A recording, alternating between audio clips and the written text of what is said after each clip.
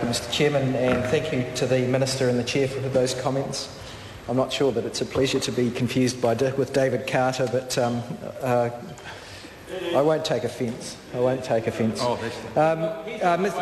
Mr Chairman, there is one issue that I do want to take issue with the Minister, and that is this issue about whether private investigators should be able to undertake search and surveillance measures.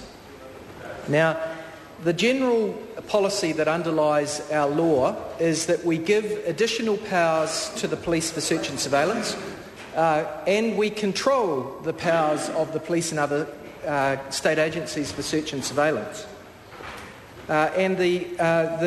You would expect that the controls that apply to search and surveillance by the police would be at least matched by controls on search and surveillance by non-state agencies like private investigators, if not more so.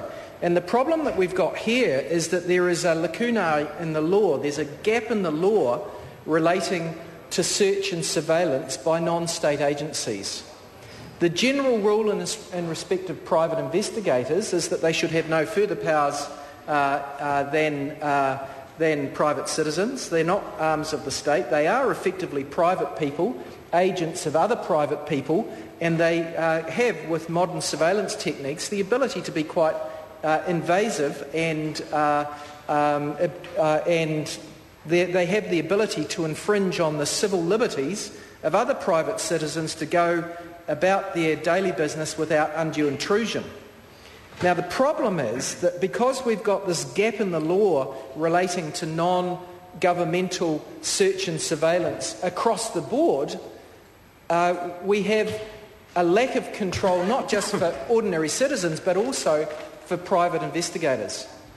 And so when this bill was originally introduced into the House, we were alert to this, the Law Commission was alert to this, and the Law Commission said, well, don't give private investigators the power to take photographs and do other search and surveillance until the underlying law relating to search and surveillance by non-state agencies or non-governmental agencies is fixed up.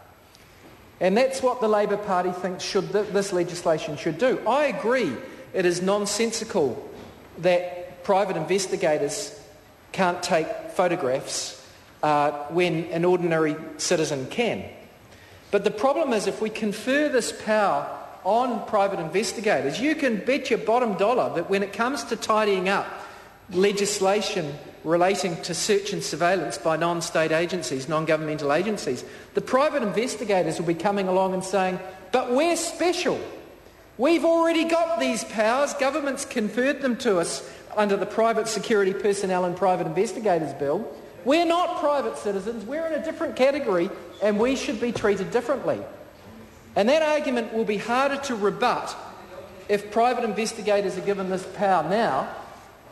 Given that they've been without this power since 1974 at least, it hasn't caused too much of a problem. Let's just wait for this Parliament to properly consider the issue of search and surveillance powers of non-governmental agencies and then fix it up for private investigators. If we do it in this order, we are going to create a pressure in the future for private investigators to have wider powers of search and surveillance than it or will in the future be held by private citizens. And in my opinion, that's wrong. And that's why we have promoted a supplementary order paper to reinstate into this bill the prohibition on private investigators that would be carried forward from the private law. We actually enable that to be tidied up in the future by saying that that prohibition can be repealed by order in council, but not until after this Parliament has considered search and surveillance by non-governmental agencies. And we know that's coming because the Law Commission has had a draft report out. We know that they intend to come with a final report, and we know that there's a gap in the law at the moment. It is a nonsense, in my opinion, that we have controls on search and surveillance by the police and other state agencies, but we have no protection of our civil liberties against similar intrusions by private people. It is bizarre, it's inconsistent. It's something that's crept up on Parliament and our country as a consequence of changing technologies. There was a time when there was very little privatisation of security services, and that's changed over time, therefore there's a need more regulation. Mr Chairman.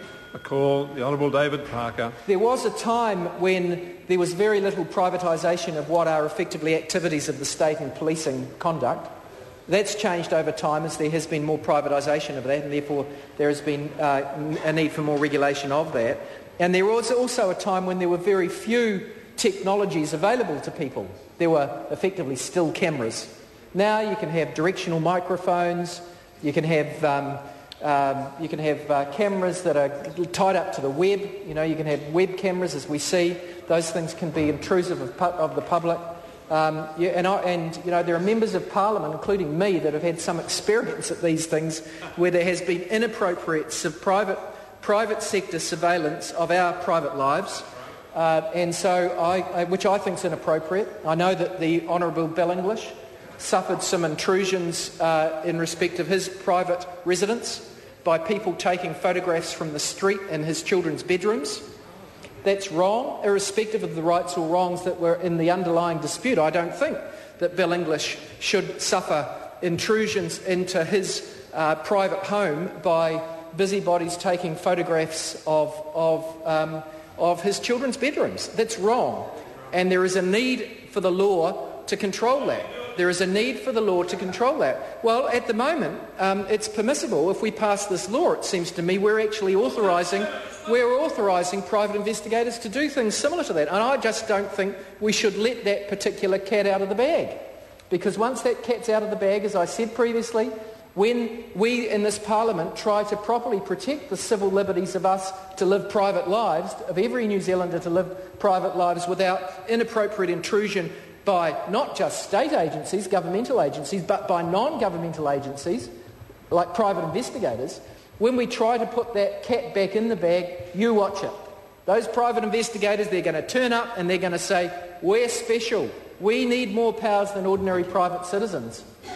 So, for that reason, I think as a matter of principle, we should just carry forward the existing law, and I know it's imperfect.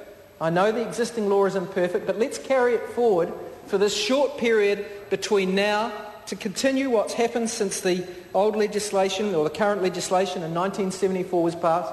Let's carry forward that state of affairs for another few years, probably only another 1 or 2 years, until this Parliament fixes up the proper control of search and surveillance by non-governmental agencies. So I would urge the Minister to consider the supplementary order paper that is in my name, which is to that effect. It reinstates Clause 65, which was in the bill as it was originally came to Select Committee, and says that private investigators without consent can't conduct these search and surveillance operations.